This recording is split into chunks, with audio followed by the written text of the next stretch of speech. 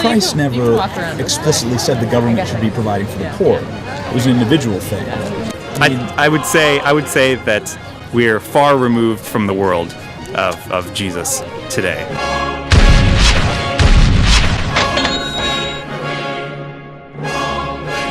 Yeah, I'm Father Thomas Reese.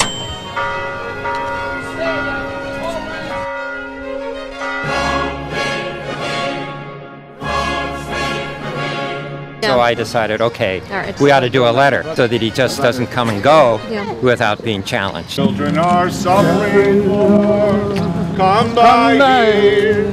Children are suffering, Lord, come by here. The rich rule the world, and the rest suffer and die, often in misery.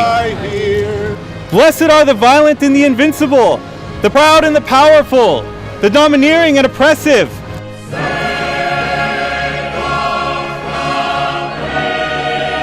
Do you find anything specifically that's anti-Christian about the budget? I believe that budgets are a reflection of the morality kind of a nation. But Paul Ryan's entire budget is class warfare for the 1%. His policies directly hurt the poor. You know, they're still trying to starve the government as if it can't possibly do any good. His whole discourse about opportunity and all of that is pushing people down. What specifically hurts the poor in his budget?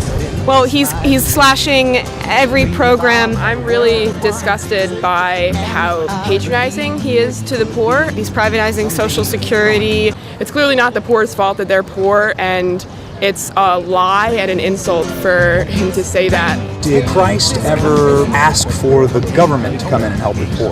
Render to Caesar the things that are Caesar's and to God the things that are God's. But no, I don't remember any specific commentary like that. Trying to talk about today's world in terms of 2,000 years ago really doesn't make much sense. How do you suggest the poor get away from being poor? How to get the poor out of poverty is, I think, like a very complicated question, but certainly it involves strengthening welfare programs. I'm graduating this year with thousands and thousands of dollars in debt. We should be decreasing the amount of money we spend in our military budget and sending that money to programs like Social Security and food stamp programs. Food stamps could aptly be based upon your multiplication of fish and bread. Well, that's a very tough question. In the future, we're going to have thousands of students who graduate with, enormous amounts of debt, who can't get jobs. Thoroughly discredited ideology of this free market capitalism that hurts the vast majority of people. I think the American dream is an illusion, and I think a lot of people don't believe in it, and rightly so. You're against free market capitalism? Yeah. And what would you put in its place then? I don't know if I could. You're with the Blaze? If Jesus came back today, he'd be very upset with the Republicans.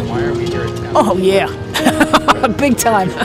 But from a Catholic perspective, our ultimate concern is we believe health care is a right, a human right, and that it should not be denied to people just because they're poor.